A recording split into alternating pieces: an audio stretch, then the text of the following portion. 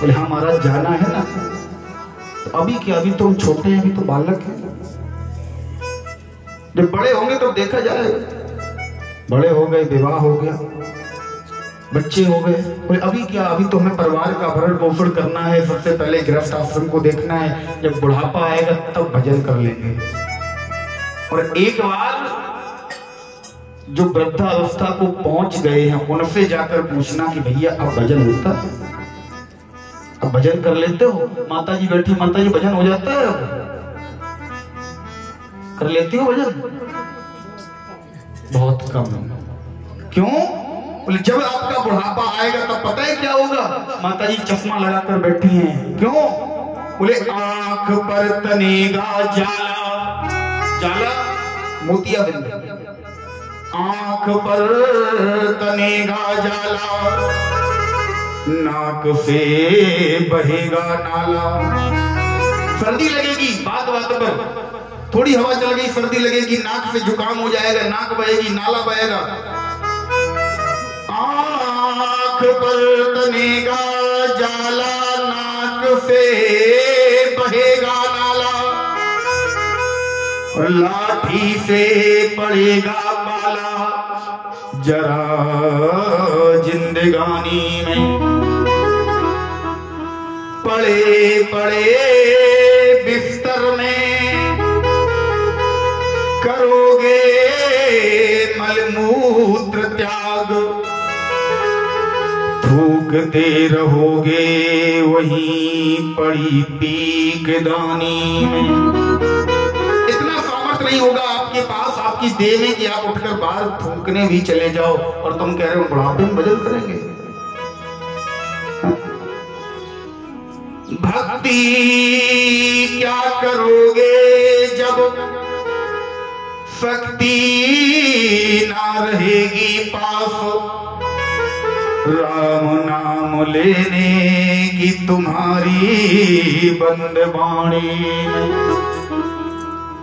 राम नाम नहीं लिया जाएगा, कंठ गुड़गुड़ाने लगता है बुढ़ापे में। जब वृद्धावस्था आएगी कंठ से साफ आवाज नहीं निकलेगी। मन को समझाकर बुझाकर आप राम राम करने में लगाओगे भी, आप तो बोलोगे राम राम राम। घर में बहू समझेगी माता जी आम मांग रही है, काट के लाके दे देगी, और आम देख के तो बुढ़ापे में वैसे ही भजन नहीं होगा। बुढ़ापे में मन भागता है खाने की ओर। तुम राम राम कहोगे, कभी बहू आम ला कर देगी, कभी बाम ला कर देगी। इसलिए भजन कर मस्त जवानी में बुढ़ापा किसने देखा है? भजन कर मस्त जवानी में बुढ़ापा किसने देखा है? भजन कर मस्त जवानी में बुढ़ापा किसने देखा है? भजन कर मस्त जवानी में बुढ़ापा किसने देखा है? भजन कर मस्त जवानी में बुढ़ापा किसने देखा है? कान से बहरे हो जाओगे, भजन तुम सुन नहीं पाओगे। कान से बहरे हो जाओगे, भजन तुम सुन नहीं पाओगे। भजन सुन मस्त जवानी में बुढ़ापा किसने देखा है?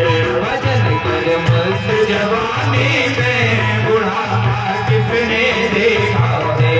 आँख से अंधे हो जाओगे, आँख से अंधे हो जाओगे। दर्श तुम कर नहीं पाओगे, दर्श तुम कर नहीं पाओगे।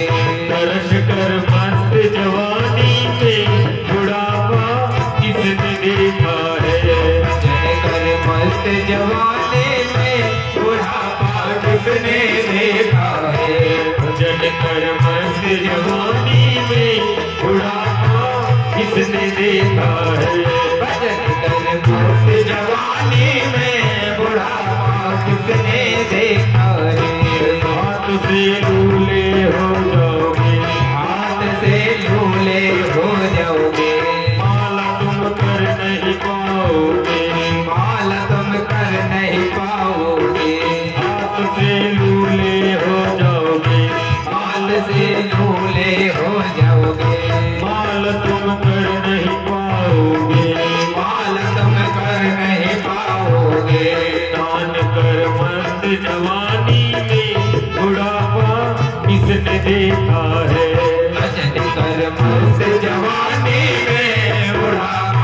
किसने देखा है।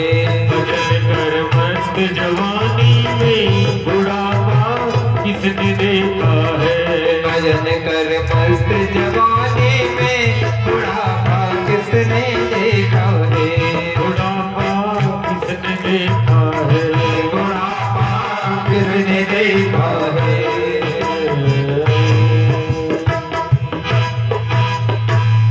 महाराज, भजन करने की सबसे सुंदर उम्र है तो जब तक हमारे शरीर में सामर्थ्य है तब तक भजन कर लो। जितना भजन करना है, अपनी मुक्ति का मार्ग प्रशस्त करना है, तो केवल कब तक, जब तक शरीर में सामर्थ्य है। बोले महाराज, ब्रह्म मुहूर्त में जगकर भजन करना सबसे लाभदायक होता है। अब खुद विचार करो, बुढ़ापे में जब 8 बजे से पहले रजाई से बाहर नहीं निकल रहे हो, ब्रह्म मुहूर्त में तुमसे भजन होगा? जब तक सामर्थ्य है तब तक भजन करो। अच्छा, कितना भजन करना चाहिए? बोले महाराज, आप तो कह रहे हो भजन करो, लेकिन हमारे पास काम इतने हैं, हम कैसे समय निकालें?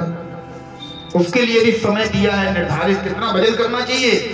गोस्वामी बाबा लिखते हैं, बोले एक घड़ी आधी घड़ी। एक घड़ी होती है महाराज 24 मिनट की। कितना? 24 मिनट। अगर समय है तो 24 मिनट का समय निकाल लो। 24 घंटे में एक घड़ी आधी घड़ी। 24 मिनट का भी समय नहीं मिल रहा तो आधी घड़ी अर्थात 12 मिनट। इतना भी समय नहीं मिल रहा। देखो, ये कलयुग है, परमात्मा भी बहुत सरल है कलयुग में। आधी घड़ी भी, 12 मिनट भी समय नहीं दे पा रहे। आधु में पुनियाद, 12 मिनट से भी आधी की भी आधी अर्थात 6 मिनट। और 24 घंटे में तुम 6 मिनट भी ना निकाल पाओ तो तुम जानो तुम्हारा राम जाने। इतना सरल परमात्मा 24 घंटे में 6 मिनट तुम नहीं उसके लिए दे पा रहे हो। जिसने तुम्हें सब कुछ दिया, सब कुछ। जिस परमात्मा से तुम माता के गर्भ में हाथ जोड़कर जब तुम्हारे पैर रखे थे, तुम्हारे सर पर मलमूत्र की बदबू तुम्हारे कानों में, मुख में, नाक में भर रही थी, तब तुम हाथ जोड़कर कह रहे थे, हे कन्हैया एक बार बाहर निकालो। तुम 24 घड़ी की बात कर रहे हो, पूरे 60 घड़ी तुम्हारा भजन करेंगे। उसी परमात्मा को तुम चकमा दे रहे हो। और जिस दिन उसने चकमा दे दिया महाराज, जिस दिन उसने तुम्हें निगाह भरकर देख लिया। एक शायर कहते हैं, परमात्मा को ज्यादा याद मत किया करो, किसी दिन अगर उसने याद कर लिया।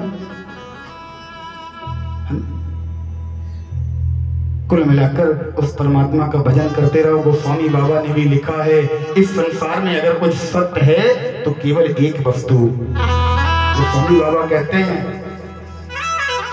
कि भोले बाबा मैया पार्वती से कह रहे हैं, उमा कहूं मैं अनुभव अपना, उमा कहूं मैं अनुभव अपना, उमा कहूं मैं अनुभव अपना, उमा कहूं मैं, उमा कहूं मैं अनुभव अपना, उमा कहूं मैं अनुभव अपना, उमा कहूं मैं अनुभव अपना।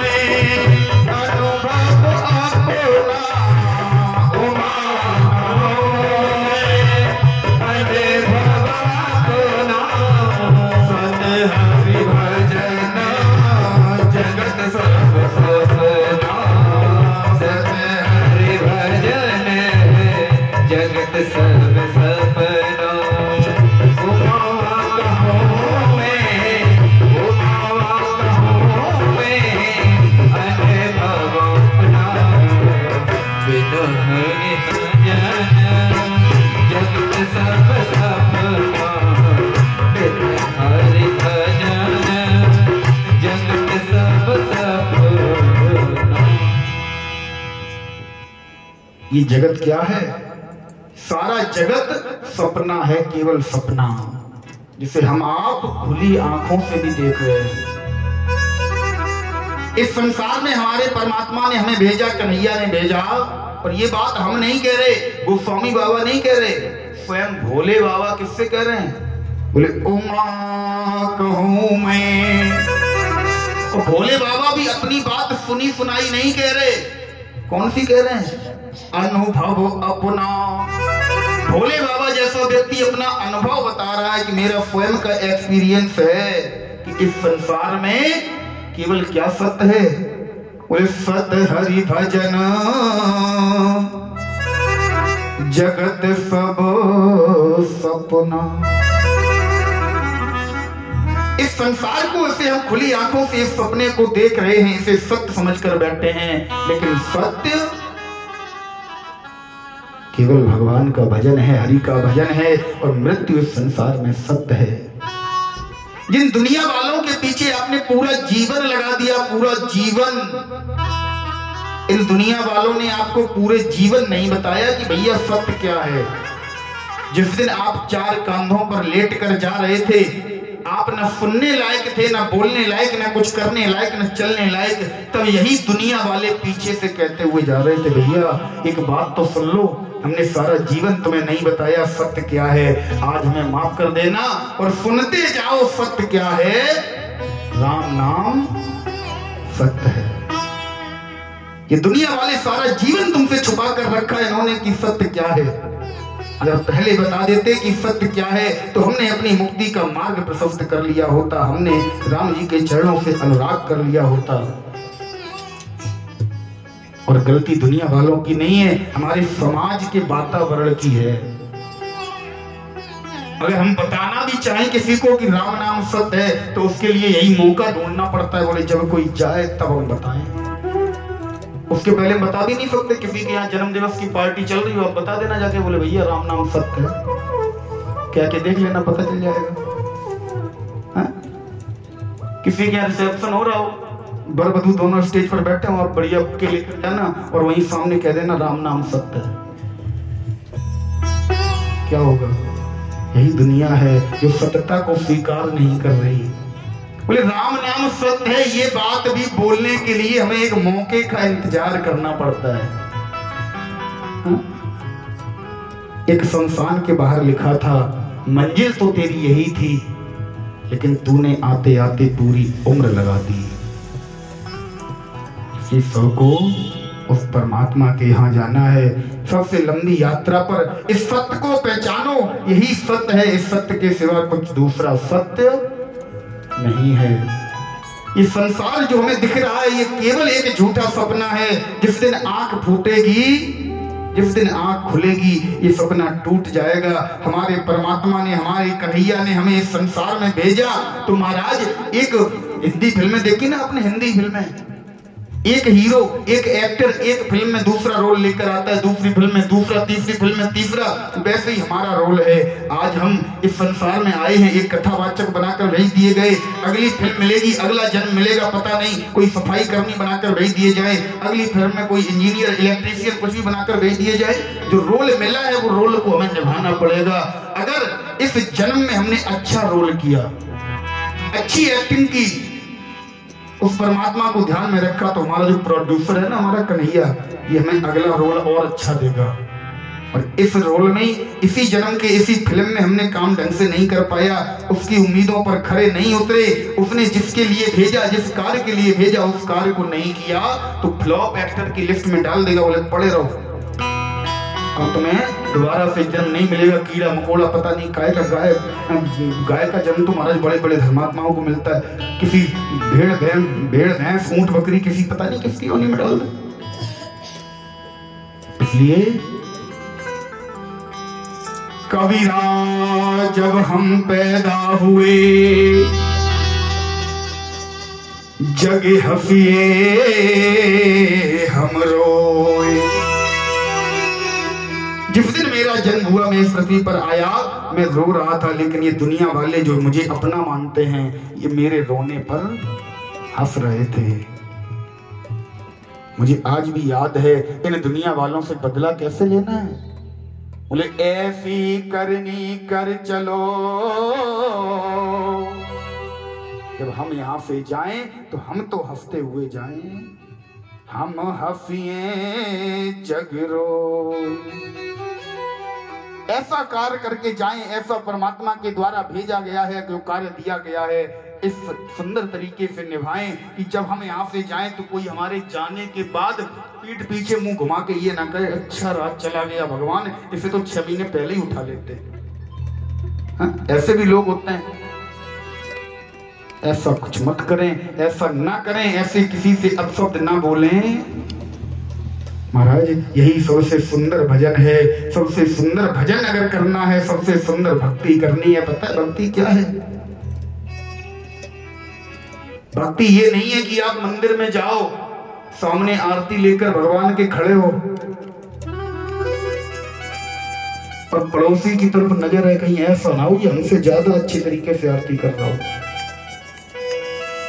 मंदिर में आप खड़े हो, आपकी एक नजर तो भगवान की तरफ आरती घुमा रहे, ओम जय जगदीश हरे, और दूसरी नजर बाहर रखी चप्पल पर है। अब यही समझ में नहीं आ रहा, आरती सामने जगदीश की कर रहे कि ये बाहर जो गेट के बाहर रखे जगदीश इनकी कर रहे। इसलिए जरूरी नहीं है कि आप मंदिरों में जाओ, मंदिरों में जाकर आप भगवान के सामने, भगवान नहीं कहता कि तुम हमारे सामने आओ 3-3 घंटे हमारी आरती करो, नहीं। सबसे पहले भगवान हमारा परमात्मा, हमारा कन्हैया उन्हीं लोगों को प्रेम करता है। किसे? बोले निर्मल मन जन सो मोह पावा,